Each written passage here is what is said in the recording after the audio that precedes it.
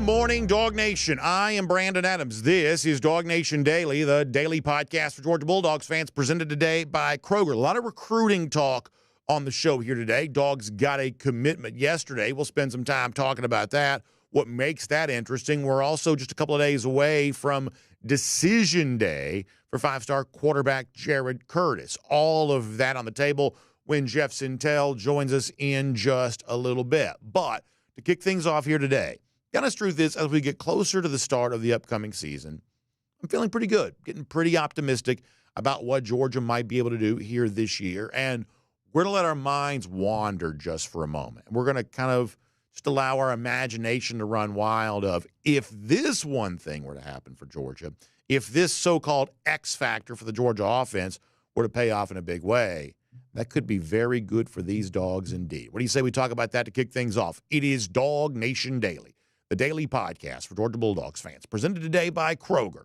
and it begins right now. Today's episode of DawgNation Daily is brought to you by Kroger, fresh for everyone. Presented by DawgNation.com, this is DawgNation Daily, the daily podcast for Georgia Bulldogs fans. Here's your host, Brandon Adams. When it comes to the upcoming season for Georgia football, we kind of know the drill here. Georgia needs some offensive improvement. That's been talked about a lot. We're certainly no different. And as we get closer to that season, this upcoming season, I do think you start to see some evidence starting to form that, hey, maybe some of that offensive improvement really could happen. And maybe the fortunes for this Georgia offense here this year, the brand new starting quarterback and some new faces and pretty key roles for Georgia, that some of this really could play out this year, very much to the benefit of UGA. So you get close to the season, I find myself getting a little bit more optimistic about a lot of this. Not that I was pessimistic before, but there's sort of a natural optimism that comes with the excitement of a season as it looms closer and closer. And just for a moment here on a Friday, to kind of keep it fun and light, we're going to let our imaginations run wild for a moment. That there's at least some projections out there from the national media that if they were to come true, boy, I think that you would be looking at a huge, huge boost for Georgia overall on the side of the ball where it needs that big boost. Let me set it up this way. Yesterday we highlighted a story from ESPN.com looking at kind of who's next for Georgia, possible guys stepping in place of this year's first-round picks. Interesting premise for an article. We talked about that yesterday. There's also a version of that over at CBS Sports, too, this one written by Chip Patterson. And Chip kind of gives you some of the same general names that everybody else is going to be kind of kicking around. But he also suggests something else, at least as a possibility for Georgia here for a moment. Let me show you this on the screen. I'm going to read it to you. Chip Patterson, CBSSports.com, writing of Georgia and kind of the transition here for a very talented 2026 roster, says Mykel Williams, Jalen Walker, Malachi Starks, Tyron Ingram-Dawkins, Warren Brinson, Smile Mondon, and Nazir Stackhouse all played key roles in Georgia's championship contending seasons under Kirby Smart. But thanks to elite recruiting, it's a next man up mentality with an expectation of maintaining the program standard. Chip goes on to write at CBS Sports, linebacker C.J. Allen was highly productive as a sophomore, finishing second only to Starks in total tackles, and his classmate Christian Miller emerged as a regular contributor up front. Now, this is where things get interesting because we've heard, Christian Miller be talked about. We've heard C.J. Allen be talked about. We've heard guys like that be talked about. But what Chip Patterson, CBS Sports, also mentions, too, is kind of a possible sort of a first-round draft pick type guy for this upcoming season. He says one X factor is the arrival of USC transfer Zachariah Branch. He was one of the best freshmen in the country in 2023 and could provide an offensive spark that boosts his first-round draft stock. So let's pause on that and think about that just for a moment. Here's what I'm here to tell you. In 2025, if Zachariah Branch becomes a first-round draft pick after having played at Georgia, I truly believe you can go ahead and print the T-shirts. I really do. I think that if you just knew that one thing, hey, Georgia brings in a transfer, he turned into a first-round pick. If you could just know that one thing, that might be all you need to know to really assume that some very good things happen for the Georgia offense here this season beyond just Branch. But that one thing would be a pretty strong leading indicator of massive offensive improvement for UGA. And I don't think this is like likely in a, definitive sense of more than 50%, likely to happen. I don't think this necessarily likely, but I do think I agree with the CBS writer here who says, well, it's at least a possibility because since Zachariah has been here at UGA, he has generated a lot of positive buzz. We saw this ourselves going back to G-Day, but also we heard a lot of these whispers throughout spring practice that Branch was impressive. His other, sort of partner, the other transfer wide receiver, Noah Thomas, we've heard similar things about him. A very impressive guy right now, both of them. In fact, speaking of Noah Thomas going back to spring practice, talked about Zachariah Branch and what it is that he likes about Branch. This is what Thomas said at the time. Man, Zach, my dog, as soon as we got here, it was straight work. Like every chance we got that we were just chilling on the weekends, we had the facility putting in extra work. Love how he works, man. He made me more. He influenced me to work more. He's a baller too. So just like I said, learning from him too as well. Different releases, different stems, stuff like that, and just helping each other out, and then learning the playbook as well. It's coming great. Yeah. I love the fact that Noah Thomas calls Zachariah Branch a baller. A lot of people think that Noah Thomas is a baller in his own right, but it's just kind of more validation of, why someone in the national media like, Chip Patterson and others would kind of notice Branch, who was a really flashy player in his first year at USC in 2023, a little less so in 2024, but honestly, that might be why he kind of wants some greener pastures and sort of a new fresh start at a place like Georgia, because last season for him at USC, for whatever reason, didn't quite, work out the way that he wanted it to. And the cool thing from a Georgia standpoint is, as we said, it's not just Branch who is like the only potential so-called X factor, to use the phrase that Chip Patterson used. In some respects, Noah Thomas can sort of be that guy too. And when when we talk about one guy, we seemingly sort of always mention the other guy too. They're just sort of always both kind of mentioned in tandem, both for us and Georgia players who talk about them as well. We've played this clip before, but do you remember what KJ Bolden said as a defensive back battling these guys during spring practice, how much he liked what both these guys brought to the table and how much he enjoyed the competition that he had with them as they were kind of getting acclimated here to Georgia. I thought Bolden was great earlier in spring practice when he talked about that too. Yeah, them guys are monsters, man. Zach, I got to guard Zach every day, so, we going at it every down. But Zach is definitely a great player. He go 110 every day. He's going to try to give you his best. You feel me? And then same with Noah. Noah, just a big guy, big tall receiver. You love those type of guys. You kind of remind me of Kobe. It's just him and Kobe lineups on the side. It just looked different. But they both got here. They had to get used to it. The program. We kind of do things different here at Georgia. But I feel like they kind of have bought in and to what we're doing, and them guys gonna have a great season. So once again, when you listen to what Georgia players have said, echoing what kind of the national media is saying here too, that it's at least a possibility that Georgia gets a major boost from the arrival of these transfer receivers. Zachariah Branch in particular mentioned by CBS, but we think that Noah Thomas, a little bit different body style, a little bit different style of player maybe, but both these guys have their chance to make a really significant impact. KJ Bolden saying that, Noah Thomas saying that about Branch, and obviously at various points throughout the spring, Kirby Smart talking about that too. Clearly liking what these two new additions to Georgia have brought to the table. Let's give you this as a reminder from Kirby. Yeah, I'm excited about both those guys. Both really good players. Both have been successful in their organizations where they've been. They're both talented pass catchers, which seems to be the largest, turnover position there is. Outside of quarterback, there's only one. That's the one that has the most transfer at its position. Receiver's probably next. And both those guys they're high caliber athletes, but they're high caliber people. And I've enjoyed working with them. And, you know, the Branch brothers have been a great kind of injection into our off-season energy and workouts. They love working out. You know, their father trains guys. They love training. So the culture and work ethic that it requires to be successful here, they've jumped right in and done a great job of that. Noah has too. He's played in the SEC. He's been successful. So, you know, we still got to go out and do it on the field. But I'm excited about who they are. I think it's a really important thing that Kirby Smart mentions there, because when you're thinking about a transfer coming into Georgia and having great success, it's obviously about more than just the athleticism that they bring to the table. There's also got to be a good cultural fit there too. You've got to be able to step in and fit in and be comfortable in the kind of environment that Georgia creates, where the practices are really intense and the expectations are really high.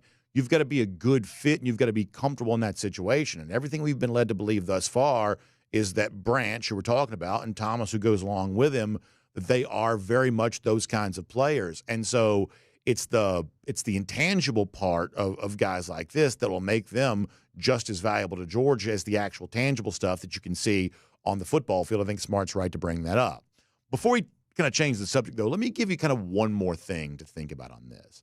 If you'll remember, I mentioned off the top of the show, you know, yesterday we did the story from ESPN.com about kind of who's next to step up and replace first-round draft picks. We looked at the Georgia angle on that, but each one of the first-round picks was mentioned, including Carson Beck stepping in for, you know, Cam Ward at Miami. Listen, I'm not here to bash Beck or anything like that, but you know, I just couldn't help but notice Andrea Adelson was the writer on the Beck portion of that story at ESPN.com, and she was talking about how for Carson Beck here this year at Miami, a little bit of a change over at wide receiver, not going to have the same receivers like Xavier Restrepo that were in place there kind of a year ago.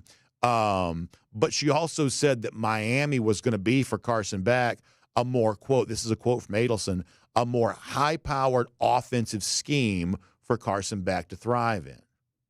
Now, do we really think that's true? And this is not bashing Beck. This is not even really about Beck. It's about the comparison between Georgia and Miami.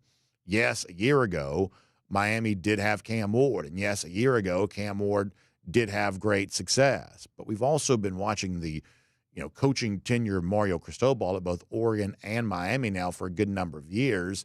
And even with Shannon Dawson now in place as offensive coordinator, I don't know that over the course of the long haul, I would sort of view what Cristobal's teams has done, to use the phrase here once again, a high-powered offensive scheme. Hasn't always been that way.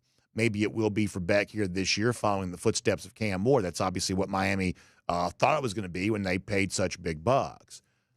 But I do think it becomes fair to kind of make the comparison of, you know, the ESPN writer, says the Miami offense is going to be more high-powered than the Georgia offense is going to be. Let's see.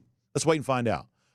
Maybe on paper it seems like that might be the case, but I don't know that paper properly quantifies the so-called X factor that a guy like Zachariah Branch can be, to go along with what we've talked about plenty, what we believe to be a much improved Georgia running game along the way here too.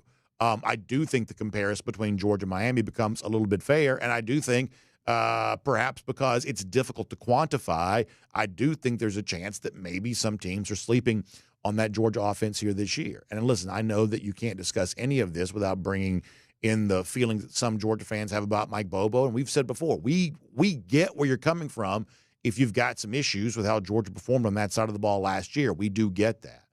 But the only thing we would ask is give them a chance to show you improvement. Give them a chance to show you it's a different unit this year than it was a year ago. And for people who think that Georgia's not high-powered enough, and that's, you know, to the benefit of Carson Beck for not playing at Georgia anymore, now playing at Miami, let's wait and find out. It could be that when the 2025 season begins and takes shape and plays out, it could be that Georgia does have a lot more going on offensively than people realize. And an X-factor transfer like Zachariah Branch could be one of the main reasons why. My name's Brandon Adams, and this is DawgNation Daily, the daily podcast for Georgia Bulldogs fans, presented today by Kroger. We are happy to have you with us here today. And by the way, so thankful that so many of you utilize Kroger in your everyday life. In fact, that's going to be kind of the theme of our Golden Shoe a little bit later on today. We love that. And we're just glad that also Kroger makes the show possible. Been with us for a long time. we're able to sit here and deliver this Georgia football content to you in a comfortable studio. Great staff helping us get on the air. All of this great stuff courtesy of our friends at Kroger. So if you're watching on video, we're live at 10 a.m. Radio, Athens Sports Radio 963 Rev podcast, anything else, you can connect with us, and we're happy to have you. And we would encourage you, speaking of our friends at Kroger, how about you take the next step with your Kroger shopping experience, become a member Kroger Boost. It's a great membership opportunity. You know, the stuff that you're already buying at your local Kroger, you know, you get fuel points for what you buy, but as a Kroger Boost member, you get twice the fuel points on those things that you're already purchasing at your local Kroger. You also can take advantage of free delivery, free pickup. I know our guy Jeff Sentell said he had a little Kroger delivery come his way this morning. So Kroger, a big part of all of our lives, and we hope it's a big part of your life too. And if you want to, like I said, have the best shopping experience you can have, the membership opportunity, Kroger Boost, great way to do that. You can also try it for free right now for 30 days. So find out more online. It's Kroger.com/boost. That is Kroger.com/boost for more on that. All right, we have got a very, very busy day. A lot of recruiting stuff here coming up in just a moment. A lot of this is going to be kind of centered around decision day on Monday for five-star quarterback Jared Curtis. The stuff that we kind of talked about a little earlier this week with Jackson Cantwell, you know, kind of what's going on there. And all of that comes up with Jeff Sentell in a minute. But as a lead into that, let's also get ready to go around the DawgHouse here right now, presented by our friends at Zachariah Law, because Georgia also got a commitment yesterday. The Go Dogs tweet from Kirby Smart went out, and we learned that Graham Houston, sort of a fast rising offensive line prospect out of Buford High School, Houston makes his pledge to Georgia. Let me read this to you from DawgNation.com. Jeff had a really good story about Houston yesterday on the heels of his commitment. And going back a couple of months ago, Houston sort of talked about his experience visiting Georgia, kind of what that was like. Let me read this to you. He says, I felt great leaving Georgia that day. I've been there so many times that I obviously wouldn't go back if I didn't like it so much.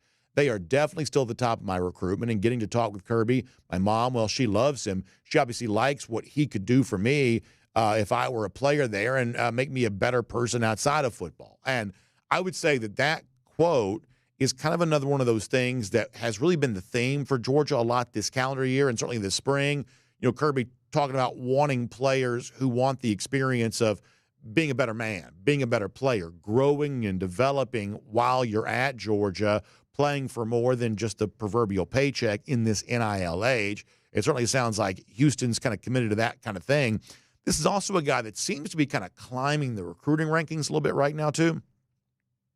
And heavy interest like from a program like Georgia will certainly help get you there on that. But a guy that's kind of, you know, inside the top 300 now, kind of, you know, approaching that sort of, you know, top 250 status, you know, seemingly kind of climbing that ladder a little bit right now. So you like the idea of kind of getting involved with sort of a fast rising prospect.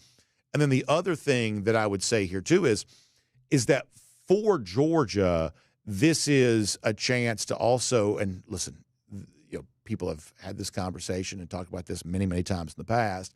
This is also Georgia's chance to kind of get involved once again with the Buford High School program that over the years has not always been great to UGA.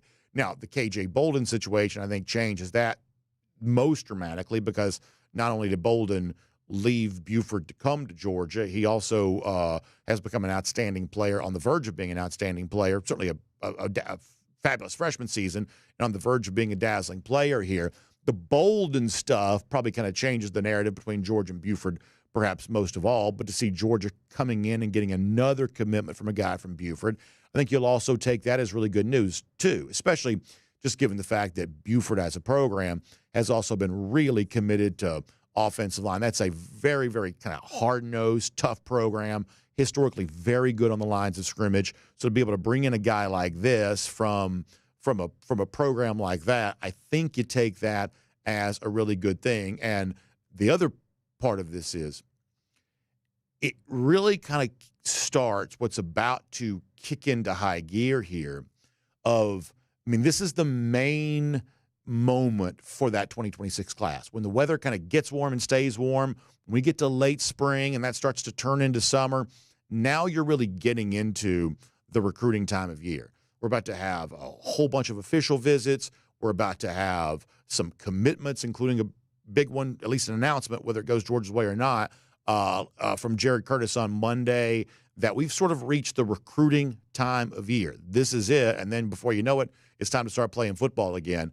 But that moment's sort of here. And in many ways, Houston, kind of his pledge yesterday, sort of the thing that sort of starts the snowball rolling in all this. So Georgia gets good news yesterday as Graham Houston makes his commitment there to UGA. We'll make that around the DawgHouse here today, presented by our friends at Zachariah Law.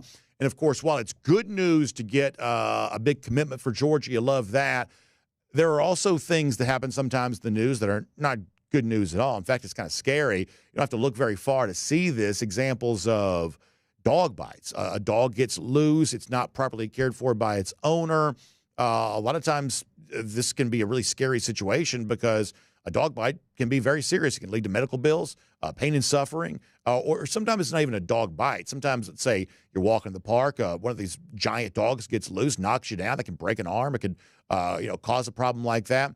Well, if you've been injured, bitten by a dog that's not yours, the owner perhaps negligent in how they were caring for their animal, well, to me, that's no different than any other personal injury situation. You deserve your chance to get proper compensation, as I said before, for medical bills or pain and suffering or anything like that. And the cool thing about my friends at Zachariah Law is they have devoted themselves to this very specific area of personal injury law, really experts in the field of people who've been injured or bitten by a dog. They are the official dog bite injury lawyers of the Georgia Bulldogs. They literally, and I do mean literally, wrote the book on how to win these types of cases. And that level of expertise, they want to put that to work for you to get you what you deserve in a situation if you've been injured or bitten by a dog where the owner wasn't taking proper care of that dog. Our friends at Zachariah Law want to fight for you. So give them a call. 833-GA-DOG-BITE. That's dog spelled conventionally, D-O-G. 833-GA-DOG-BITE. You can also find them online at ZachariahLaw.com. That's ZAGORIA, ZachariahLaw.com on all of that today. All right, so we are going to have a really fun conversation. Jeff Sentell, getting ready to do some recruiting talk with Jeff Sentell. Obviously, you've got Jared Curtis getting ready to make his announcement on Monday. You've got the upcoming stuff with Jackson Cantwell, very interesting. Georgia, as we said before, just got a commitment yesterday. You're kind of getting into the main crux of everything as it relates to Georgia recruiting. The moment is here, big stuff, including a huge decision coming up on Monday from Jared Curtis. Do we have Jeff? Is he ready to go? Okay, so we'll get Jeff Sentell here coming up in just a moment. So talking about Jared Curtis, talking about Jackson Cantwell, getting ready to go with all of that. And by the way, don't forget, on Monday, by the way, we're going to have live coverage of the Jared Curtis announcement as it goes down. The battle here between Georgia and Oregon. We've been watching this closely. We've been obviously looking at every twist and turn of this. I thought Jeff and Kaylee were great on Before the Hedges presented by Kroger on Wednesday when they were talking about this particular subject, really kind of getting into the heart of the matter. We obviously played some of that on the show for you yesterday. The drama on that's pretty intense right now.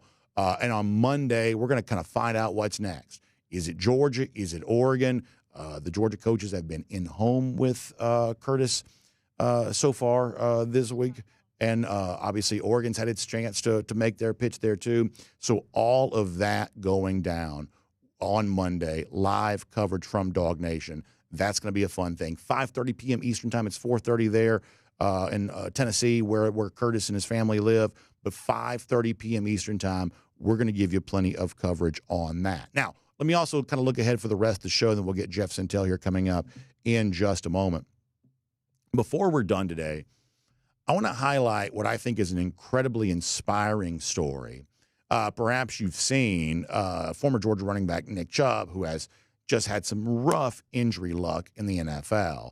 But every time he's kind of faced that injury setback, he has been, as steadfast as anybody could be and kind of fighting to get back and working to get himself healthy again. Well, maybe the best example of that of all from Chubb is right now. Some of the stuff we've seen from Chubb lately as he tries to show the NFL that he's healthy again and ready to get back playing football.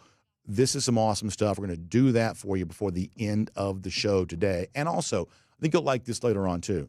a very interesting look at how over the course of the last 25 years, kind of quarter century here, the SEC has almost completely kind of rewritten the history books in terms of which programs put the most players in the NFL draft and how much of this sort of happened here in this 21st century. Really interesting stuff. We'll do that here coming up in a moment. But as I said before, Curtis Day Monday, Georgia got to commit. Let's cover all of that and more with Jeff Sentell here right now. DawgNation Daily, presented by Kroger. From Athens and across the SEC or wherever the recruiting trail may lead, here's a DawgNation.com insider. Say hello to Jeff Sentell here. Glad to have his insight and his intel, I guess, on the program here today. And, Jeff, a lot of folks want to talk about Jared Curtis on Monday. We'll certainly get to that. But let's start with Graham Houston. I was saying a moment ago, seems like a pretty fast rising prospect. Always kind of nice to be able to make that connection to the Buford program, both because, I mean, people know the history. It hasn't always been great to UGA. I'd also add a really good line of scrimmage program, historically very good offensive lines. So to get an offensive lineman from Buford, I think is kind of a cool thing here. We saw the Go Dogs tweet go out yesterday. I guess sort of fill in the gaps here. We like your story up at DawgNation.com, like the quotes from Houston, but give us a little bit more color here on what Georgia is getting when it comes to Graham Houston. ABA, good morning, DawgNation Daily. Good morning, sir. Hey, let's do some pleasantries dispensation right here, Brandon. I know you're a big fan of that. Is it safe to say that the Buford curse is dead? Is this the obituary for the Buford curse, or the Dogs need one more? What's your reading of the green? No, I think KJ ended Buford curse forever, both because he left Buford to come to Georgia. He also is on his way, I think, to being an outstanding player at Georgia. He's, sort of very much a good vibes contributor for UGA. So Georgia has gotten itself an outstanding player from Buford and KJ Bolden. So I think this is a continuation. I mean, the old Theron Sapp thing about being the drought breaker, like KJ Bolden is the Buford drought breaker. I mean, and Houston is just sort of the next in line of that. But if there is a drought breaker for the so-called Buford curse, it's KJ Bolden, and this is just sort of the next chapter, kind of post-Bolden on that for me. Yeah, so maybe now that the curse is broken, I'm glad we get an official reading of that. Maybe how long is it going to be before it's a Buford pipeline, Brendan? Do you need one more? Because Graham Houston was a big link of that pipeline, and now there might be another one, maybe two more that come to Georgia out of this class. There's a couple other targets, especially in the secondary, that Georgia has its eye on at Buford in this class. They could do what Graham Houston did. And Brendan, I love offensive linemen because if you want to find the most old school recruitments, you need to go to the offensive linemen. Like, offensive linemen are like special creatures. You go to a practice, and they're not the ones jumping up and down and posing. They're not the ones that are using any excess energy other than what they've got to burn on the field. It was the same in Jamari Salyer's time. It was the same in Cedric Von Granger's time. And with Graham, I got a sense early January, I got a sense February that he's like, man, do I have to go through? It almost felt like he was ready to commit. He knew his decision at a very early pace, and he was already at a top 4, top 5 in January. And I remember talking to him, and he's like, yeah. I was like, I don't need any more officials. This will be one of them. I don't need it. Like he said, he would be happy when this recruiting process gets over with. And now he decided to just end it altogether with a commitment to Georgia right on the first day of May. I love the comment he gave me, Brandon, where he said, he talks about how the best part of football is he wasn't the best player growing up. And the teams that used to womp on him and wail on him when he was younger, he now plays those teams and those players again, and he's gotten much better. And he said, that way I get to release my violence. That needs to be a T-shirt, man. Yeah. Release my violence on other opponents now that he's gotten so much better through the game of football. Popular question, I want to address this at the outset. He is not any relation to former Georgia offensive lineman Colton Houston, who also played at Buford. I would quantify that. I dug a little deeper on it. That he's a family friend. I believe that Graham's mother used to babysit Colton, but there's no relation. Well, that's very interesting. All right, so shifting gears here to Monday, 5:30 p.m. Eastern time, live coverage here from DawgNation.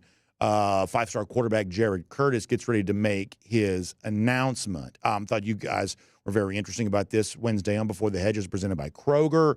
And I think the vibe that I'm getting from you, and I think you've been pretty consistent with this over the course of the last couple of weeks, is that this is a commitment that Georgia very much could win. And I think for a lot of Georgia fans, and I said this yesterday, and this is not just new in this kind of new age in which we live, and this has sort of always been true. There's a lot of emotional hedging that goes on with some fans when it comes to recruiting, because fans don't like kind of getting to the 1 yard line and then not getting the play. They don't like being left at the altar, so to speak. But on Monday, I think that the only thing you can do if you are a Georgia fan is go into this with well, of course, it'd be good news if Georgia got Curtis. There's a very good chance that they will. They may not. And you just got to sort of watch and see. This is one of those things where, I mean, it's obviously to Georgia's benefit to kind of, get a player of this magnitude. Of course, you would want him. And it seems like Georgia's done everything it can do to be in a pretty good position here. So it's just simply a matter of what it is that Curtis decides. What else can you kind of tell us here about, kind of what's playing out in these final hours before Jared tells the world where he's going to college? Good question, BA. And I'll admit, I guess, like we said on the Before the Hedges program on Wednesday, that this just feels unfamiliar. And what I mean by that, like, here's a point. This is kind of what I think is topical to the moment right now, is that this might be some epic Munson Dooley level consternation here. Georgia somehow, and the Georgia fans we report for, our audience, there's kind of consternation about getting the number one quarterback in the country. And I feel like that could only be like a Munson, Vince Dooley, they have the best kickoff coverage team in the country type worrying pregame. But like, Georgia has a chance to get the number one quarterback in the country, the number 2 overall prospect. They have a chance to be the first 5-star since Brock Vandegrift. The one before that was Justin Fields. The one before that is Jacob Eason. What I'm trying to do there is to establish a track record of these 5-stars haven't really worked out or panned out. And then people look at it and they say, Jared's going to cost a lot of money. They're going to say, does he play elite level competition? Will Georgia even be able to hold on to him if he's not playing within year 2? I mean, these are all worries that are all kind of not even the worries after the moment. These are the worries that are embedded with the anticipation of Jared Curtis. And I'll be frank, Brandon, sometimes I have to look at it a little differently. Like, I don't know if Michigan fans worry about how much money they're paying Underwood that they snagged away from LSU in the last cycle, or Tennessee fans with Nico over the years, and now with Faison Brandon in this class. I mean, these are good problems for Georgia to worry about in terms of Curtis. We've established that he's going to make his decision at 5:30 Eastern on Monday. We'll be there, and we'll be there because it's a big story if he chooses Georgia, and it's a big story if he doesn't choose Georgia. I think what's always constantly been lurking around the corner would have been, okay, sooner or later, Oregon's going to drop the bag. They've got cash reserves with an influx of a late deal. Well, what if Georgia finds it prioritized, or a hierarchy within their program, that they're going to pay top dollar for a quarterback because they believe that's what they have? And what would it be like for Georgia to go into a game, every game, having the most talented quarterback in the SEC, or one of the most talented quarterbacks in the country? Because even as well as Carson Beck was playing in 2023, even with all the weapons, even with all his NFL stock being pretty high at the time, nobody ever said Carson Beck was probably the most talented or one of the most talented quarterbacks in the country, whereas with Curtis, you've got epic arm talent to look at here. And everybody worries about the bidding war with Oregon, but I would say let's just get to 6 o'clock on Monday first. And all these other things might be great problems to have, because Georgia would have secured a guy. Like, I think this is the safest way I can do this in this projectionable world, Brandon. I think, there's also another good backup plan Georgia has this year that I hate calling it a backup plan, but another primary target is probably the best way to say that, in Bo Bentley. But, Bentley's the guy that I can kind of see being all SEC more likely than Curtis, especially early. But Curtis is the guy that I can see more likely being the number 1 overall draft pick, which is what Matt Stafford was, which is what Mike Bobo actually has experience in recruiting and developing the 5-star QB into a number 1 overall pick. So let me respond to something you said a moment ago, and I've tried to make this point a couple of times, and I don't know that I've ever done it as well as I maybe think I could, which is I do think there is a degree of overthinking going on here on the part of some fans, where it's, well, how much is it going to cost, and what's going to happen if this, what's going to happen if that, and I do think it's appropriate not to overthink this. I don't know that Curtis is going to come to Georgia. If he does come to Georgia, I can't guarantee that he's going to be great. None of this is ever guaranteed. Not for him, not for Underwood, not for Arch Manning, not for anybody. Nothing's guaranteed. But at just sort of a simple level, if you could get the top quarterback in the country, of course you would want him. And yes, it's expensive. And yes, there's all kinds of sort of questions that come after the fact.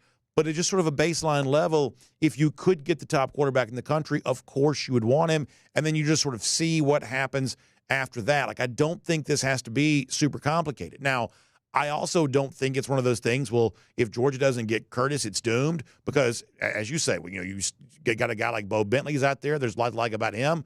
We've also seen Georgia not exactly need the kind of high-profile, major megawatt quarterback to win with anyway.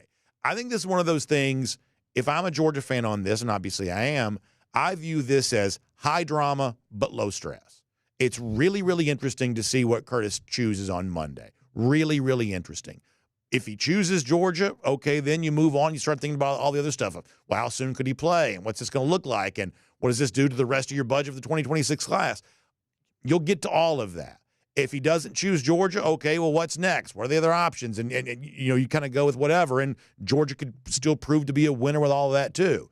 This is, to me, high drama but low stress, because I don't think the future of the Georgia program hangs on this decision on Monday. But at the same time, if he chooses Georgia, that's really, really good news to me.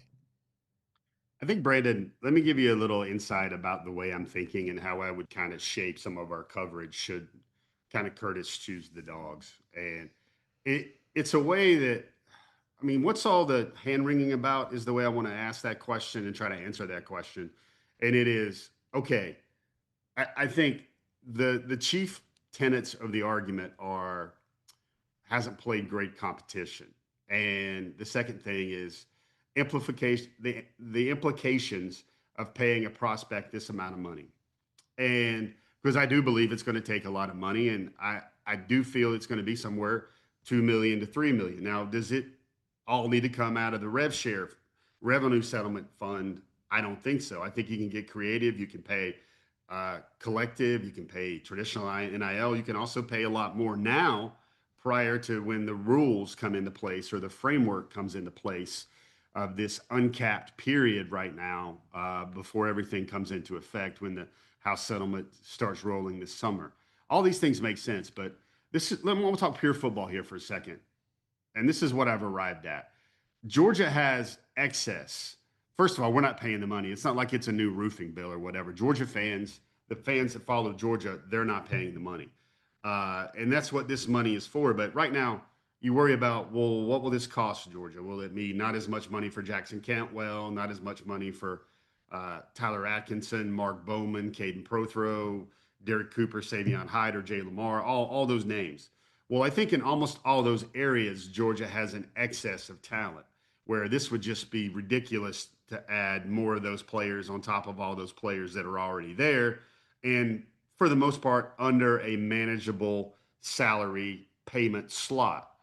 Well, you get Curtis and you finally check the box at quarterback for a while, and that is the game's most important position. And then he's a guy that opens up a lot of the field with the arm talent and everything else. Then it's a question of Georgia's coaches staff and Georgia's coaches saying, can we get him ready to play year 2 logically to get him ready? And that's when I think about the spend. It is a considerable spend, but at the same time, that's what this TV money, that's what this these contracts are for. This is what the ticket sales are for. This is what all of this is for. And I think at the game's most important position, I think we can all agree on that. Georgia, has yet to have a big spend at that position, where it looks like in this new era, everybody's going to have a big spend at that position. But also just keep this in mind, too, and then after this, I want to talk about Jackson Cantwell for a moment. I mean, let's say that Georgia wanted to go to the transfer portal this year for a quarterback, based on the guys who are in the portal this year. I mean, did you see a national championship quarterback in this year's portal? The big get would have been obviously Carson Beck, sort of been there, done that from a Georgia perspective. A year ago, the big ad was Cam Ward, who was good, but Miami didn't make the playoff, even with the soft schedule. Obviously, a guy like Will Howard ended up being the national championship quarterback, also a transfer, but I don't think anybody thought that Ohio State won because of Howard necessarily. The point is, you need a quarterback, and if you're dependent on the portal to get that quarterback, history would show they're actually not – even though the majority of starters in college football this year are going to be former transfers, and many of them will be multiple transfers, while the majority of quarterback starters will at one point in time have been transfers, the number of quarterbacks who are really top shelf great, like that's not a long list of guys you're just pulling out of the portal. The portal has not changed the fortunes for programs, I think, as much as sometimes we think it possibly does. So it's almost like, well, if you don't get Curtis out of high school, you're just not going to get a prospect of this magnitude, because that's not really what the portal's providing right now. I like where we're kind of trying to have an intelligent discussion about this, Brandon. And you're right, how these guys just don't hit the portal. You don't let guys like that go, or if you do, it will cost $4 million, $3 million plus dollars. I think there's one thing that folks kind of need to awaken themselves to a little bit about the debate about, has he played anybody? What's the level of competition? Brandon, should Jared Curtis sign with Georgia and choose Georgia, that level of competition thing will get fixed really quickly, because he'll be going against the Georgia defense, scouts, 2s, 3s, 4s, rather quickly. And that will get him up to speed, or if anything, will get him up to speed. But there's one more thing. I mean, Brandon, you and I could do a whole show about Curtis Day and all this stuff, but there's one more thing that I want to make sure, a point I need to make here. And it is, again, I try to think long-term with a lot of my perspective here in coverage.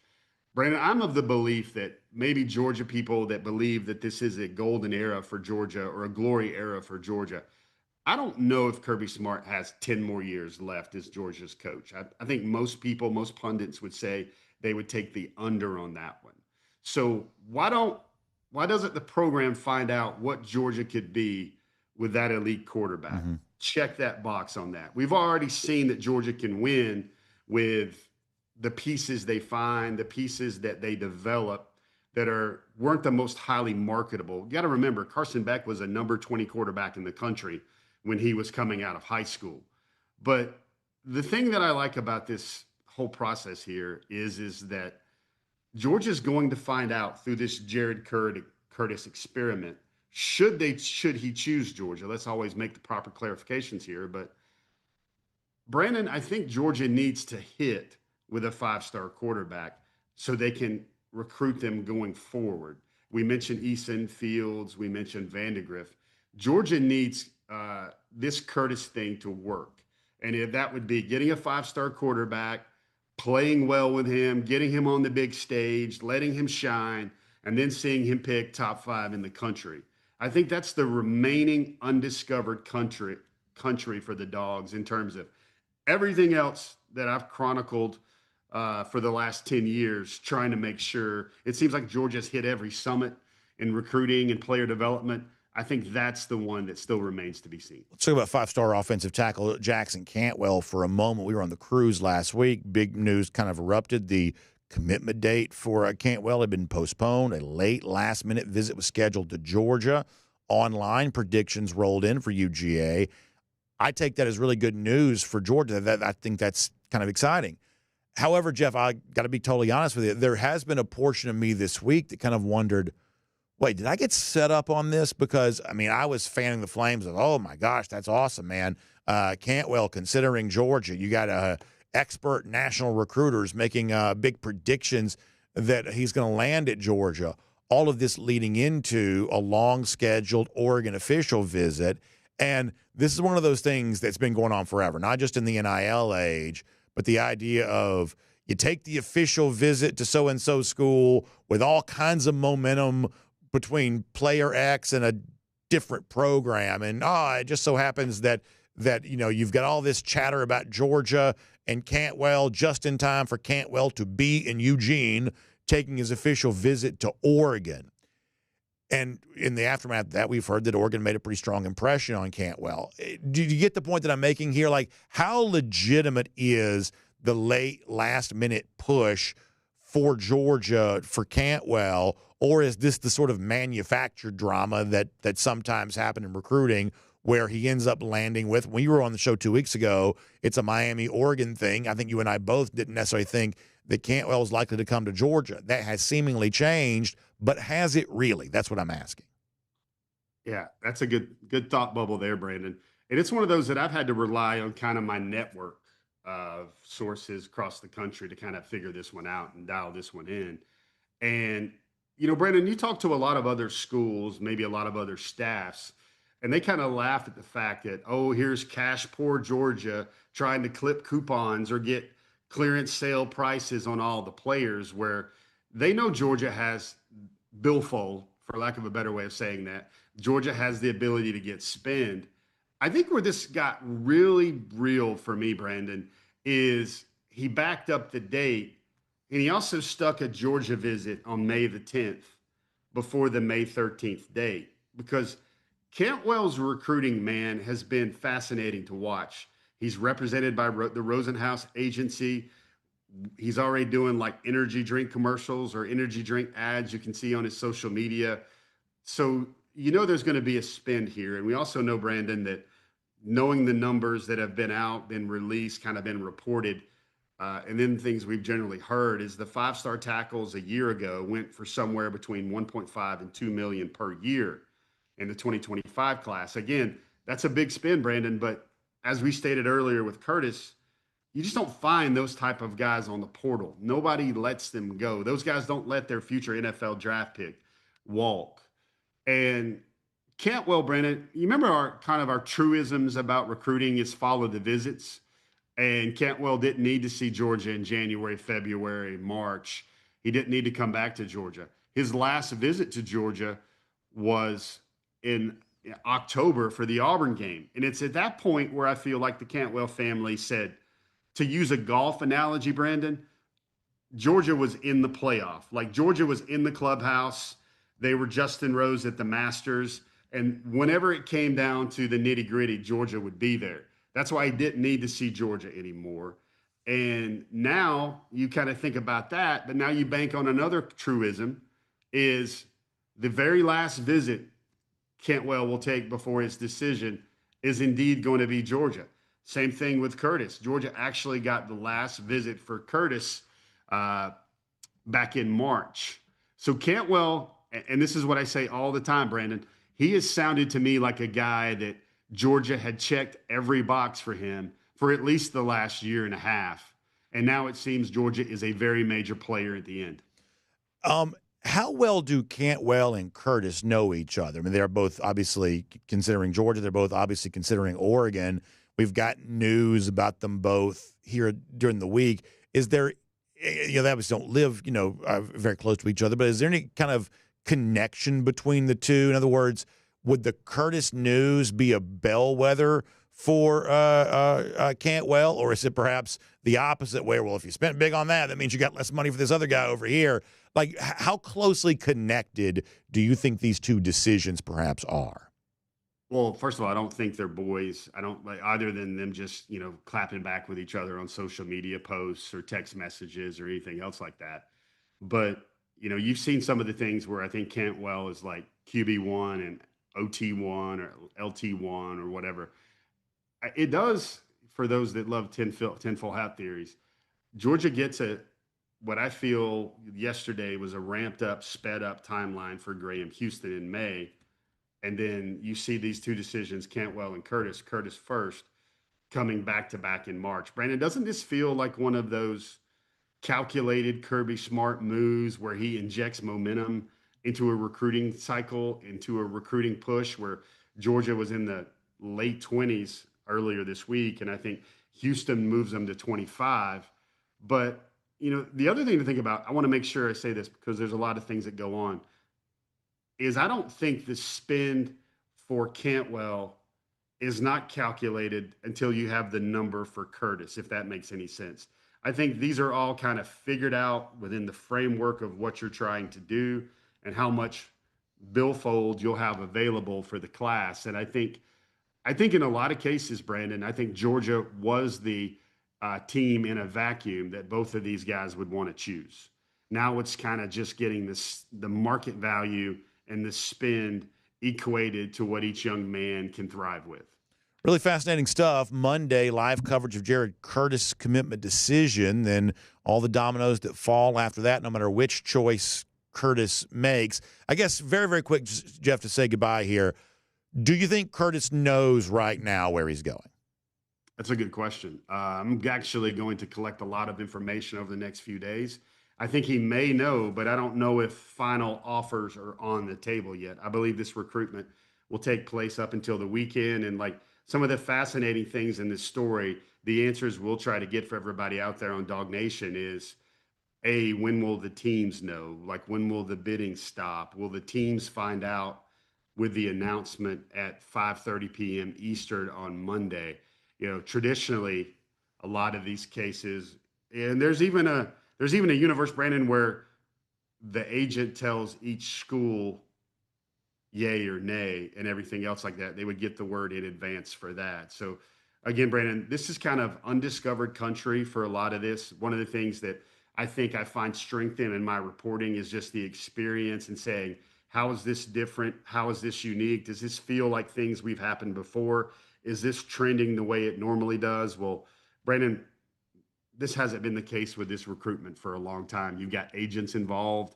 A lot of them have shut down their media for 6 to 8 weeks in advance of a decision. They're letting the agents kind of dictate a lot of the coverage, but also the terms and the information leaks. So in some ways, Brandon, it feels to me like I'm covering prospects that are about to be picked for the NFL draft, which is kind of just par for the course these days. Interesting stuff, Jeff. Thanks for your time. Enjoy your weekend. We'll see you Monday for that live coverage. And, of course, back here again very soon on DawgNation Daily, presented by Kroger as well. Take it easy, Brandon. A lot of talk about busy season right now, man. It's here. It has arrived, no doubt about that. Let's take a look around the rest of the league. This is SEC Through. So a couple of quick things on the Curtis front, then we'll shift gears here. Thing number one, and I've said this before, I'm a big believer in this. I really don't care about level of competition for high school prospects. Really don't. I really don't. If you're a true five-star, especially quarterback, it's all inferior competition. So you may be playing in a private school in Tennessee, not thought to be one of the most talent-rich states for high school football. You may be playing in kind of a private school there, and you're not facing a lot of players of your same, sort of recruiting regard. But even if you're a true five-star quarterback, you're also dominating that competition too. I'll give you a couple of examples here in the state of Georgia. For instance, like Julian Juju Lewis, I don't know that I view Lewis as a can't-miss prospect for the college level. Doesn't run very much. I don't know what kind of athlete he is at the quarterback position. He's a good prospect. I don't know that I view him as a can't-miss prospect. But he spent most of his high school career in Georgia making it look easy. Even as a freshman, Carrollton playing tough competition all the time. Even as a freshman, for the most part, Juju was kind of making it look easy. Not always in every situation. But look, there in high school football, it's just always going to be an open receiver. And if you're a true high-level quarterback prospect, you're going to find that guy. That really good quarterback prospects, even against elite competition, for the most part, kind of make it look easy just because that's what a high-level prospect would do. So the fact that Curtis is not really playing Georgia 6A football week after week in Tennessee, that really doesn't matter to me very much. It really doesn't. And we have a lot of examples in sports of if you're an elite prospect, doesn't really matter who you play in high school, you'll put that on display against top competition once you get to the college level. Here's the other thing, and this is something maybe watch out for. Maybe it doesn't happen. Just be mindful of this. So the tradition in recruiting reporting for a good number of years was, hey, you don't want to spoil the kids moment. Do you remember the spoil the kids moment era where, and some, recruiting reporters don't like to do like crystal balls, things like that, all in the name of, we don't want to spoil the kid's moment. This is his big time to make his big announcement. We want to kind of clear the runway. It's his news to break. We're going to let him break it on his own terms. I don't know that we live in the spoil the kids moment era anymore, and the folks who don't want to do that. Because as Jeff said, for good or for bad, for all of these prospects, it's just not quite so sentimental anymore. There's just a lot less sentimentality in this than there once was. It seems like more and more now with some of these big decisions, you'll kind of see sometimes the losing side, somebody somewhere gets a little loose-lipped and all of a sudden the news is everywhere. If you know you're not getting him, then you just sort of let somebody else know. And once you tell, one person, that person tells, 20 million. It could be that we see a flurry of something on Monday leading into this from the other side on this. Perhaps that could be the case, worth paying attention to. But either way, we'll give you live coverage of that on Monday when it goes down. Now, let's get ready to go cruise around the SEC, courtesy of Royal Caribbean. And speaking of information leaking out, I tell you, the stuff that we continue to hear from our people who are part of the DawgNation cruise, the feedback has been so amazing. I'm so thankful for that. I wish, if I had the power to, if I had the ability to really make a personal connection with each and every one of you. I'd love to be able to do that. Obviously, your busy schedule, my schedule doesn't always permit us to get to know each other as well as we possibly could. But I do feel like for those that come on the DawgNation cruise, these are people that become my friends. I know them well.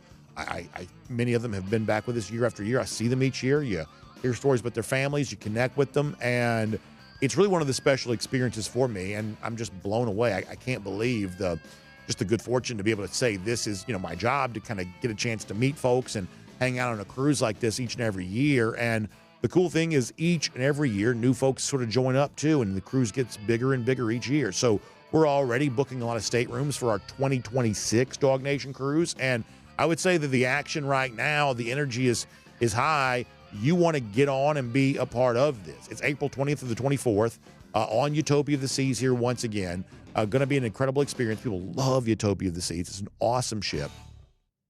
So I want you to jump on and be a part of this.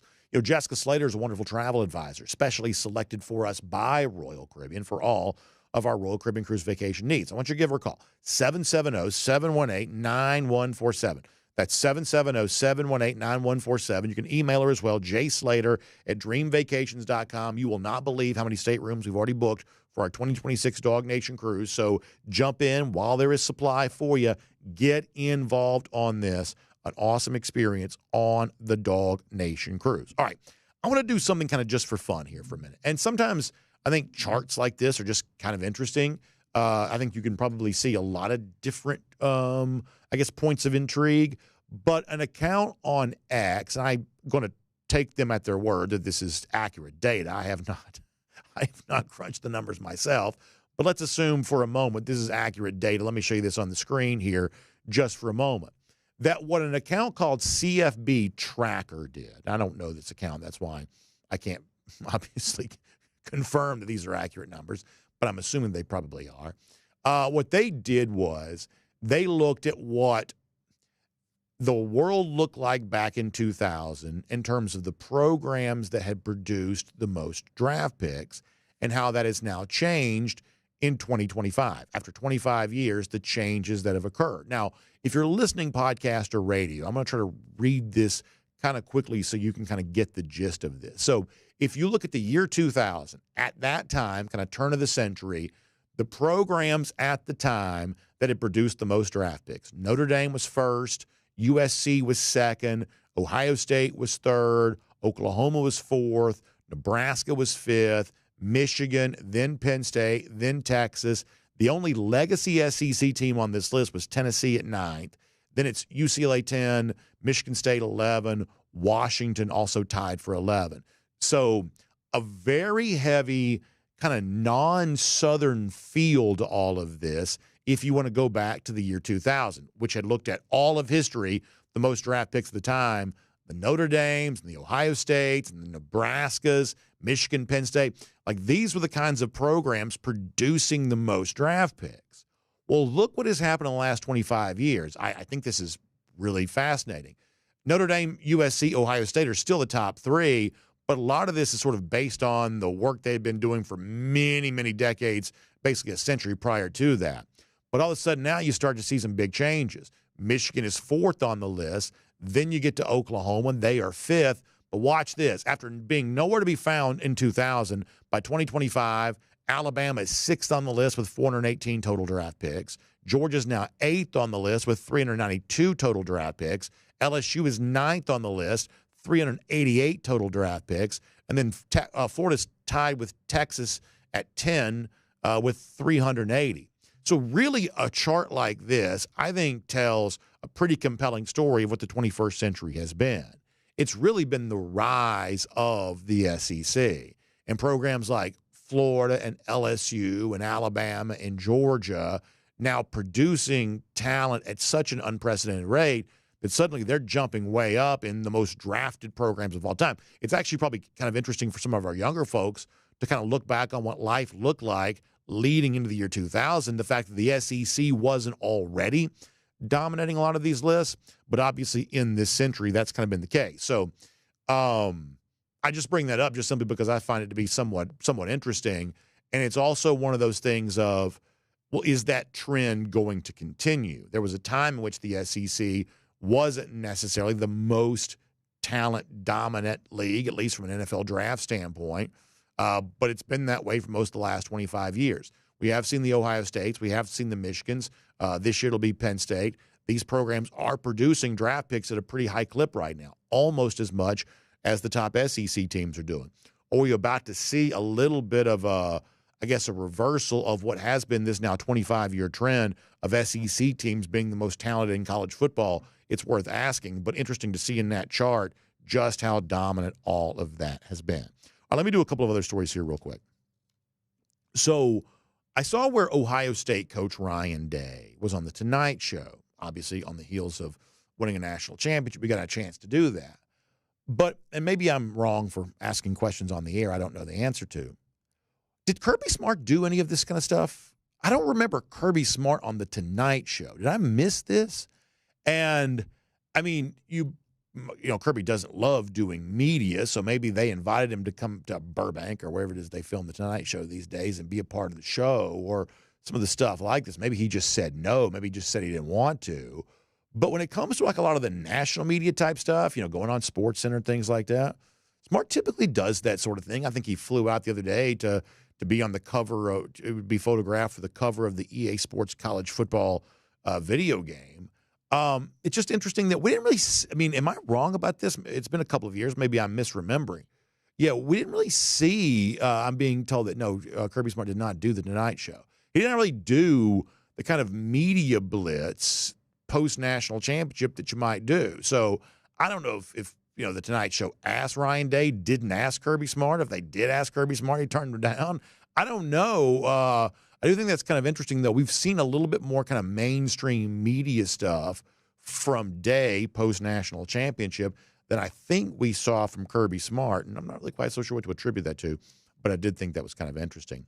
I also saw where Danny White, the Tennessee athletic director, was recently interviewed and quoted kind of talking about the way in which he believes his fans have sort of understood and kind of made peace with what's going on with Nico Iamaleava and the transition there at quarterback and Aguilar coming in from UCLA.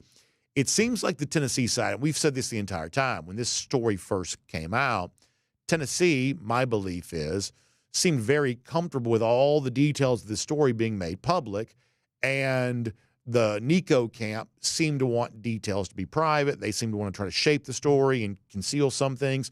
I don't think Tennessee ever felt like it had to do that because I do believe what White has told reporters is probably true, that Tennessee thinks that public opinion is on their side. I think they're probably right about that. I do think it'll be interesting to see how long that's going to last. Now, the truth is, I don't necessarily, project some sort of dire set of circumstances for Tennessee in a post-Nico Iamaleava world. I just don't think he was that good to begin with. He was okay, but certainly not great.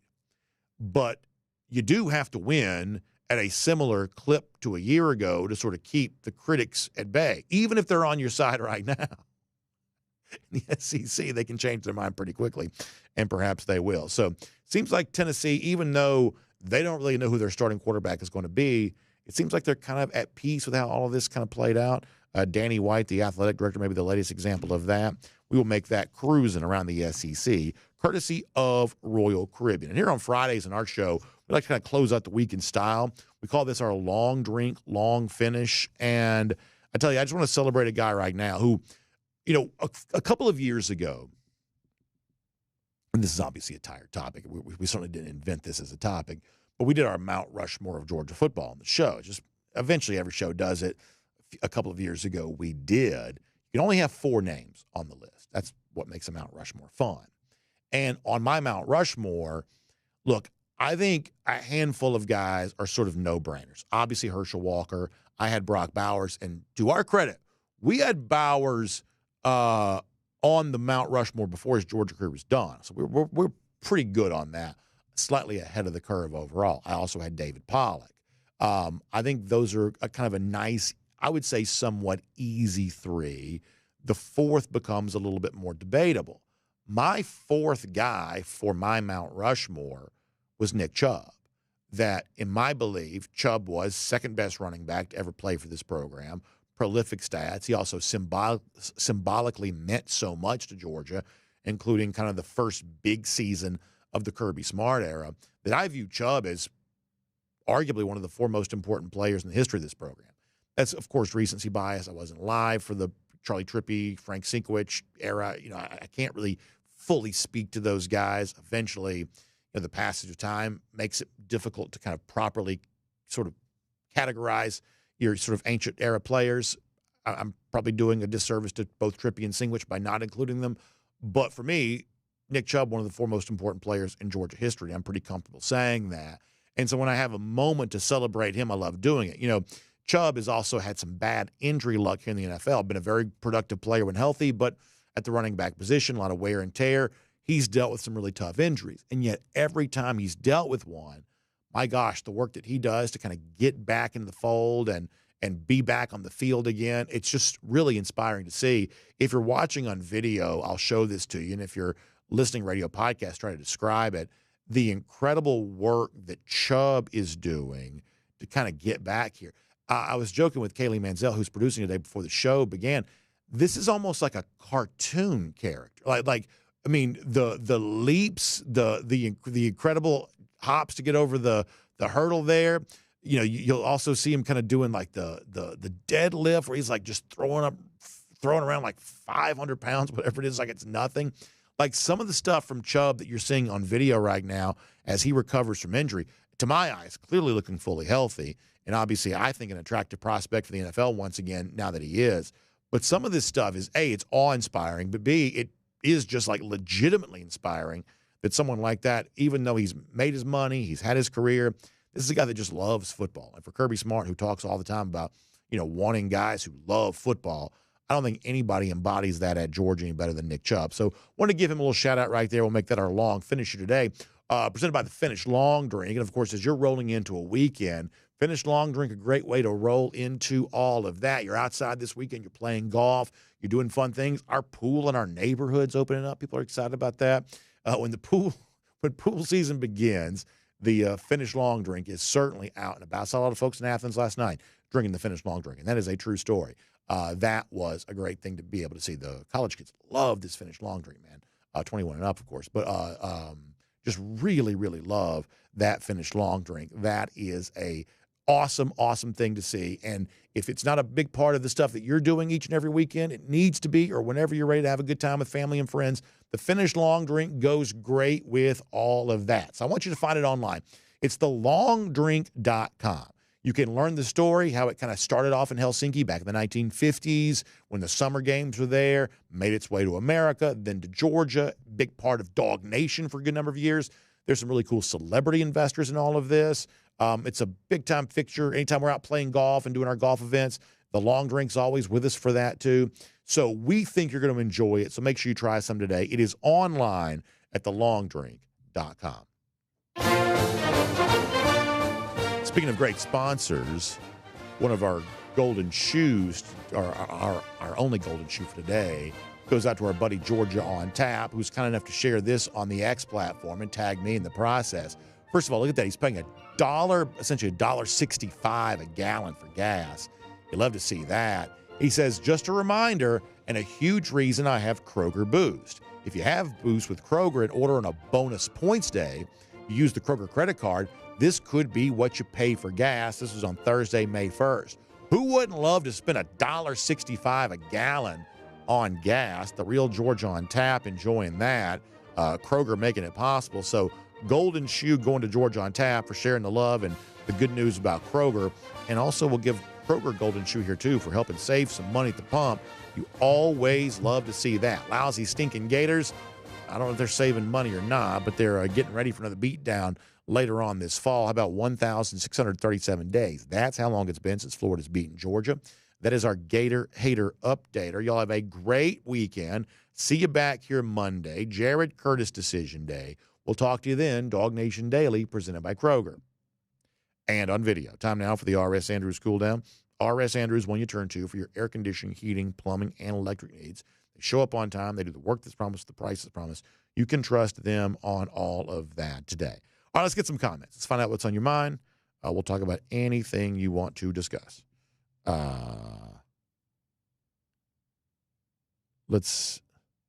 Squirrel Sports mentioning George Lombard, saying, how successful could he have been at Georgia and potentially in the NFL?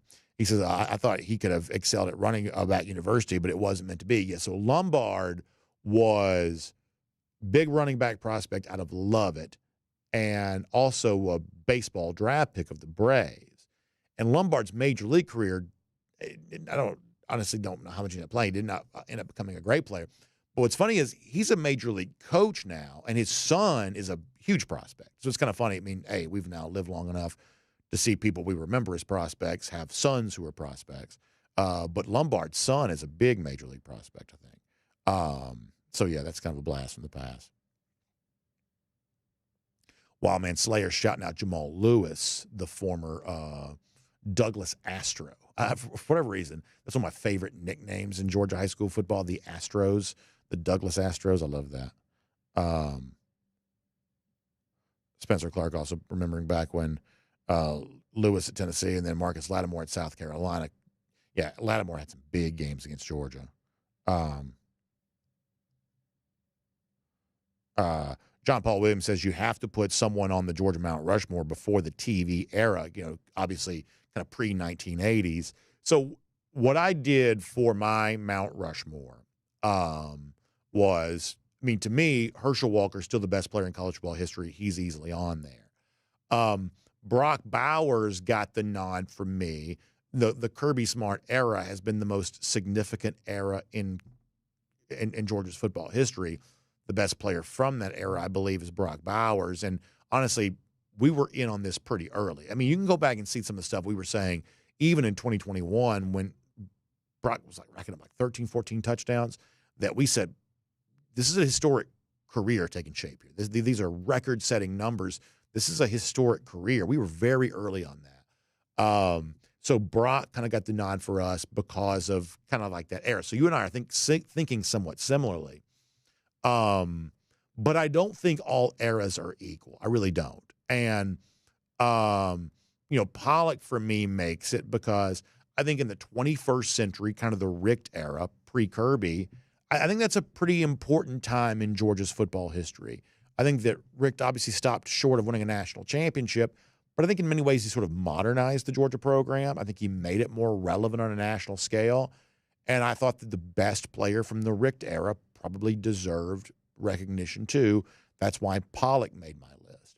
And so so I think those three are fairly easy. I think those three are fairly easy.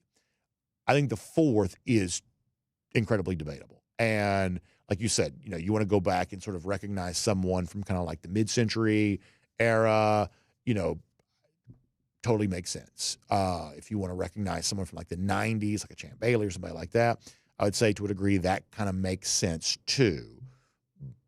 But for me, I felt comfortable saying Nick Chubb because the rest of my argument would have been that Georgia does sort of think of itself as RBU, and so it seems appropriate to have two running backs on there. And while I love Todd Gurley and love Sony Michel and love a lot of these great running backs who've come through, I personally think there's a good bit of distance between Chubb and whoever comes next at running back on your list of all-time great dogs. I think there is a little bit of difference, a little bit of distance between Chubb and that next guy, and that's why I kind of wanted to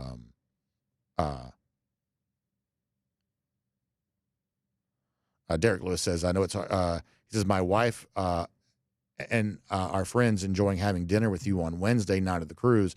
Yeah, listen, one of my favorite things to do. I love getting a chance to do that and hang out. And Derek, that's awesome to hear. I mean, what a great experience and how much fun that is. I just love doing that sort of thing. It's just really fun. And when you sort of kick back and relax and just hear people's stories and learn about them, we obviously on a show like this, we talk about Georgia football all the time, but people have other things going on in their life. And it's just sort of fun to hear about that kind of stuff, Derek. So it's really nice to hear you say, great guy, and love having y'all a part of the Dog Nation cruise. That's really, really awesome. Really, really great stuff. Thank you very much. Let's see what else. Let me check DawgNation.com for a minute. See how people are doing over there.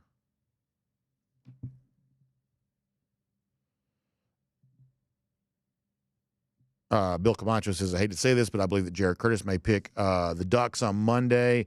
He says we don't do well with five-star quarterbacks. Obviously, Georgia has had a little bit of a weird history with the five-star quarterbacks. That's true.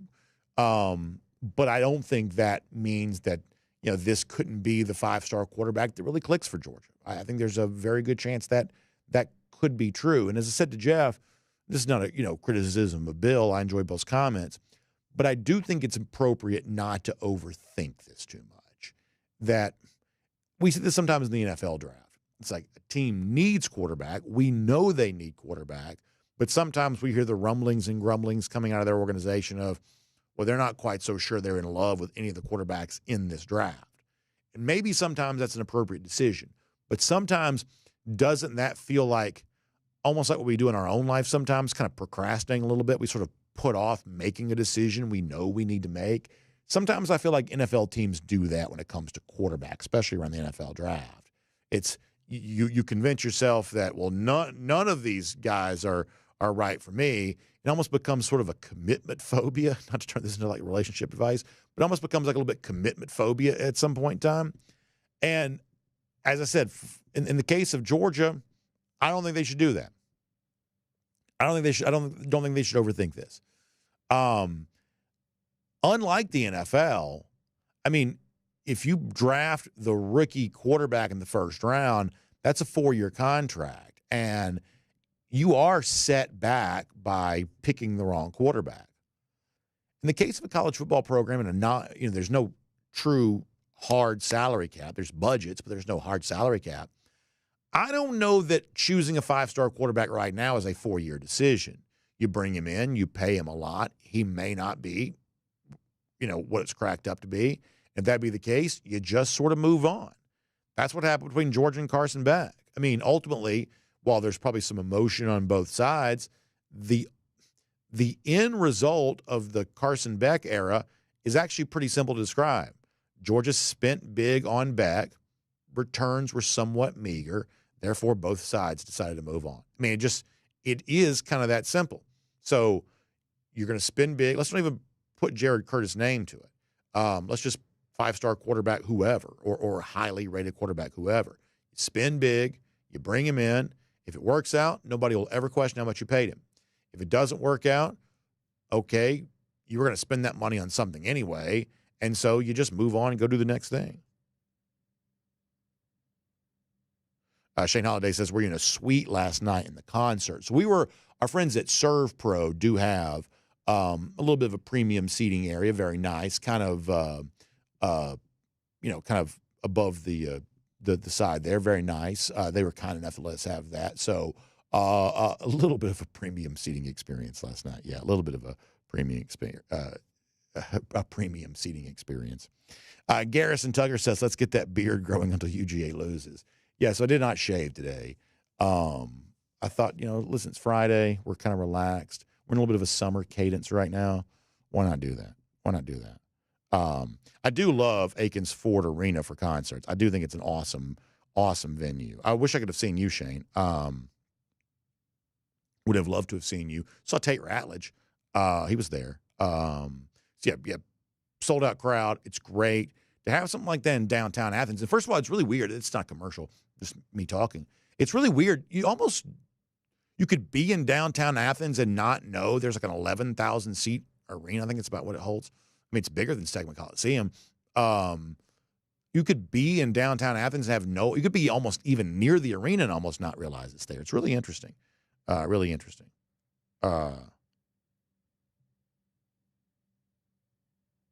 Savannah Bryan says, would it not be great if Curtis chose Georgia because of the relationship with Mike Bobo?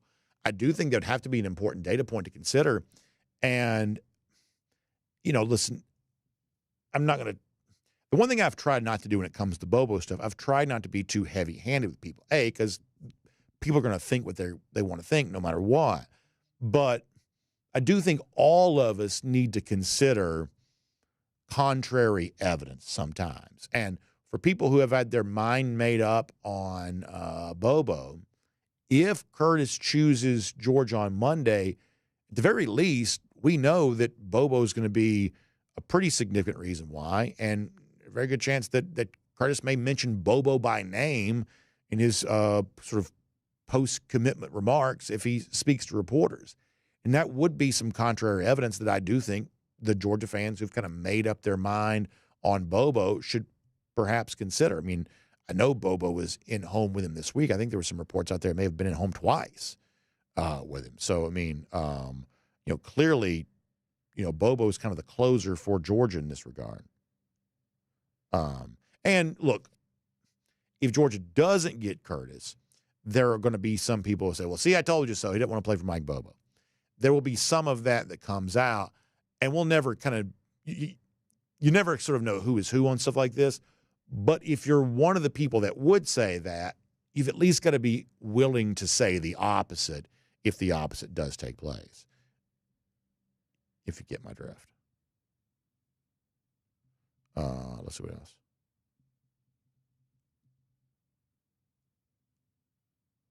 Rambo says, if we vote for the greatest football player with the least raw athletic ability, I'm going to go with Terry Hogue. Smart, tough, 3.7 GPA, degree in genetics. Yeah, an amazing career.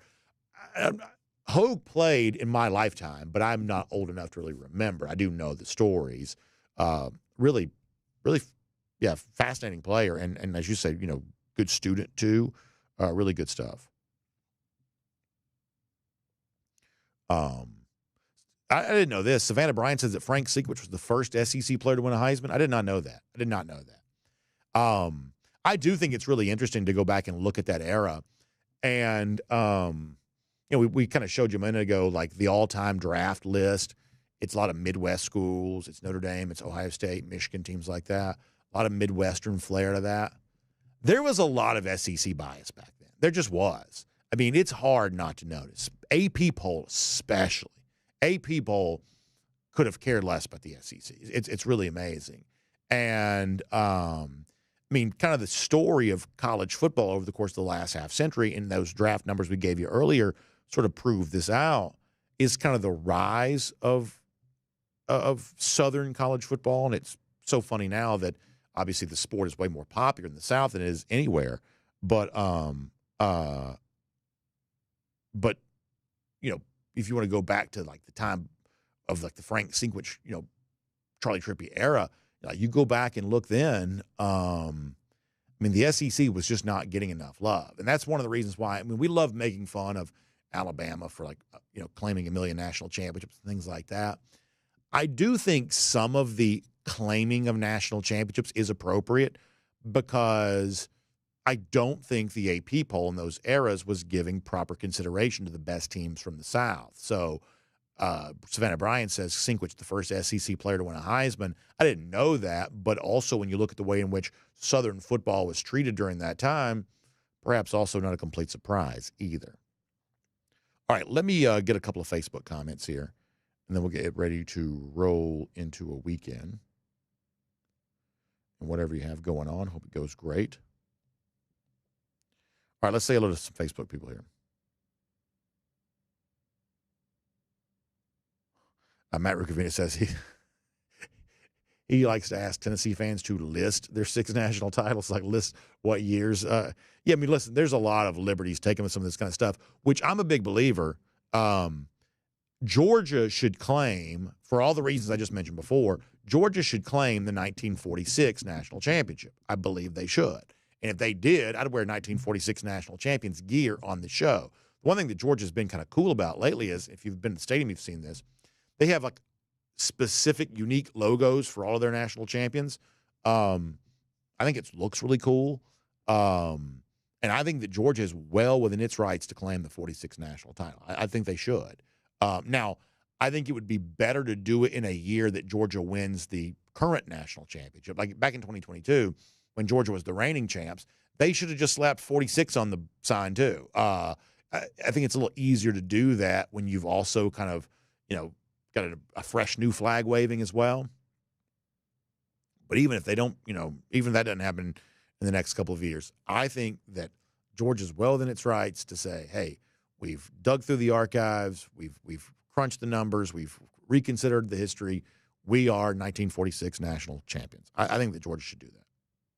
I wish they would. Let us see what else. Oh, yeah, Facebook. Let me get some Facebook comments here.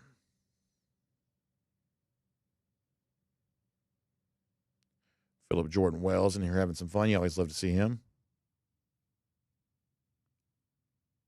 So I did not mean to turn this into a Mount Rushmore discussion, but Bill Sanders gives his Herschel, Kirby, Brock Bowers, Charlie Trippy. So for me, it's Mount Rushmore. My Mount Rushmore originally was just for Georgia players.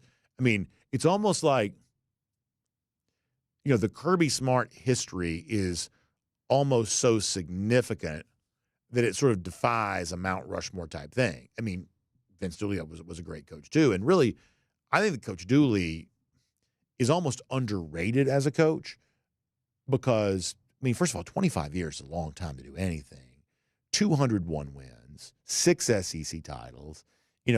People sort of think of Dooley kind of punctuating his career with the Herschel Walker era and, winning that national championship. In so many ways, that is what happened. Of course, that's true. Had a chance to have Herschel Walker, and we know what that became. The Dooley era will always be synonymous with that time for Herschel Walker. But even before that, like I said, this is pre me being alive, so I'm only learning about this through the history books and stuff. But, Dooley had really kind of made Georgia relevant in a way that it was not prior to that.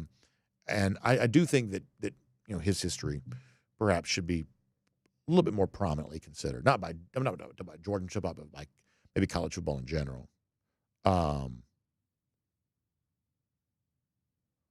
Let's see what else.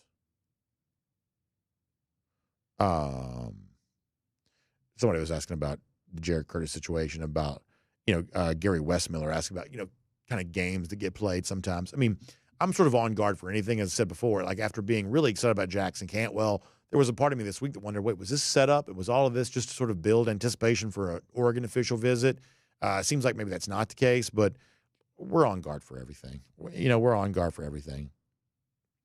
But the way I said this with Jeff, I do think it's true, that a lot of these decisions are high drama, low stress. Now, I'd really like to get Cantwell, because I don't know how many guys are out there that kind of replicate what Cantwell can maybe do for you. You want to be elite at the offensive tackle positions. But when it comes to quarterback, I think that Georgia could be very good with Curtis. I think that Georgia could also be very good without Curtis. That I'm interested in the decision. I think it's really intriguing, and I want him to come to Georgia. This is not one of those things I'm going to overthink of, do you really want the 5-star quarterback and all the things that come with that? My answer is, yeah, you do. It's good to have a good prospect. It's good to have a good player. Curtis has a chance to be one. But, there's also a really good chance that shenanigans are happening left and right. You just sort of never know. Let's see what else. A couple more comments. We get ready to go.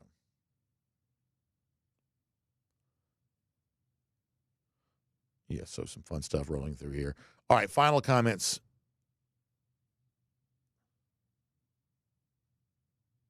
D. Nelly on the subject of A.J. Green, the Pro Football Hall of Fame.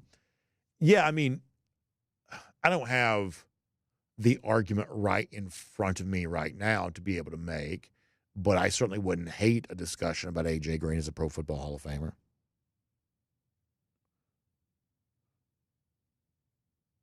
Stick D's on the subject of Herschel Walker. Yeah, I mean, to me, Stick, Herschel is just the best player of all time. He just is the best player of all time. I thought it was such a travesty. Was it 2019 when they did the best players ever and they ranked Herschel second? I was so mad about that. I mean, Herschel forever has been viewed as the best player of all time. And no disrespect to Jim Brown, who was named the best college player of all time. I don't even know that Jim Brown thought of himself as the best college player of all time. There's a chance that Jim Brown's one of the best pro football players of all time. Jim Brown's also the greatest lacrosse player ever. But I think of Jim Brown more as a Cleveland Brown pro football player, very good, of course, at Syracuse. Herschel Walker's the best player of all time. And that's a really, really cool thing to have said about you. Spencer Clark says, do you remember Corey Allen? Boy, do I remember Corey Allen. I was at Bobby Dodd Stadium in 1997 when Corey Allen caught, from Mike Bobo, by the way, the game-winning walk-off touchdown pass. Was it walk-off or was it just last second, near the last second? Corey Allen game winner, though, against Tech in 1997, and an underrated Larry Munson call. We're sort of all over the place today. We're just, I don't know, we're what is it? We're meandering or whatever. We're doing some meandering here with some of these historical things. But yeah, underrated Larry Munson call is the 1997 Georgia Tech game. Great call by Munson. Doesn't get mentioned alongside some of the other stuff, but it was a really, really good one, sort of a precursor almost to what Hobnail Boot became. And Corey Allen game-winning touchdown catch there. Aaron Brown says, where does Champ Bailey rank all time? Bailey would be close to making my Mount Rushmore. Is it fair to say, and if y'all tell me if I'm wrong, is Bailey the best Georgia player of the 90s? Garrison Hurst would be close. No, I would say Eric Zier's the best Georgia player of the 90s. I would say that Zier's the best player from the 90s, I think. But that to me is sort of Bailey's claim to fame. He's Pro Football Hall of Fame. I mean, like he's in every Hall of Fame he can be in, of course. But to me, the Bailey claim to fame is arguably one of the two best players at Georgia in a decade. Really good stuff. Spencer Clark says, I cry when I go back and hear Larry Munson making that call. Seriously. I mean, like the Larry Munson stuff for me, it's like, my grandfather had those cassette tapes. I can still sort of picture them. It was like the cassette tapes were kind of clear plastic, and this had like the red sticker on it, big black letters, Munson's greatest calls or something along those lines. There's no telling how many of those they sold back then. And there's no telling if it was like, officially licensed or if it was just something somebody was selling out of the trunk of their car, because there was a lot of that back then. Flea market, things like that. But listen to those tapes, and you listen to a cassette tape. A lot of y'all have never listened to a cassette tape, but you listen to a cassette tape, you play it a lot, it kind of slows down. It kind of, gets, it sort of drags a little bit. I guess I don't know why. I guess the actual tape inside there gets a little worn, and so it just kind of moving a little slower. So you play a tape too much, it really kind of wore it down. But man, we'd listen to those tapes all the time. Frank Patterson says, I have not been asking, by the way, it's great to see Frank in the comment section. Have not been asking Jeff enough running back related questions, Saban Hyder, things like that. Frank, you're right. We need to do more of that. By the way, Jay Lamar also being told online prediction for him to go into Georgia here. So you got some of that coming in here. Blind Squirrel Sports, and I promise we're going to get ready to go. He'll go Zaire 1A, Champ 1B as far as the 90s go. I can live with that. My temptation was to say Champ, best player of the 90s. But, y'all, we've said this before. Like Eric Zaire's passing numbers in an era in which the league was becoming more about passing, but still not what it would become. Zaire's passing numbers are amazing. Some of that was because the teams weren't always great, and Georgia was just always kind of playing from behind. But still, to his credit, he kept them in these games. Great shootout with, was it Jay Barker, the Alabama quarterback at the time? And that great shootout. Georgia didn't win, but a great game. Zaire was a great player.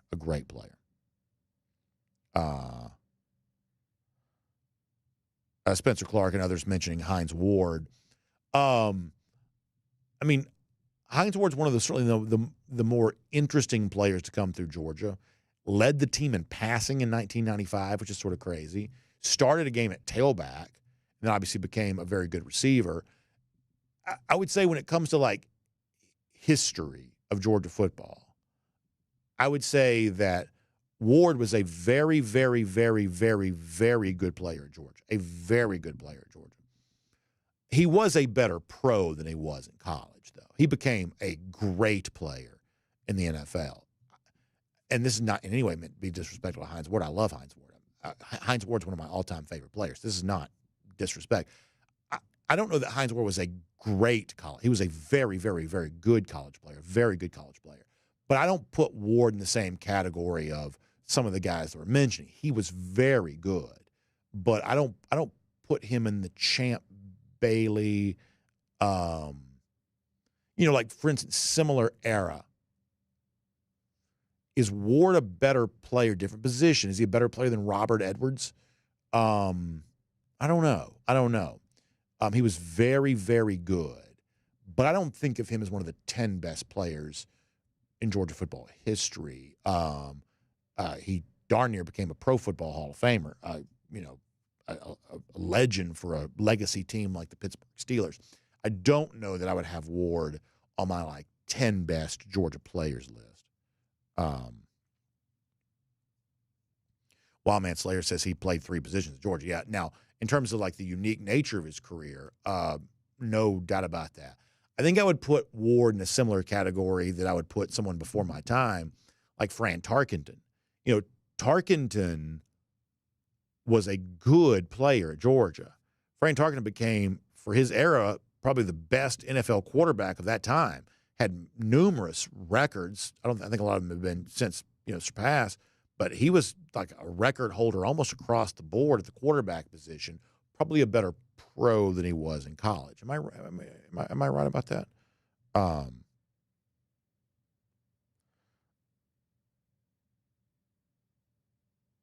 JC says Hines Ward was a very versatile player, helped Georgia win games different ways. Totally.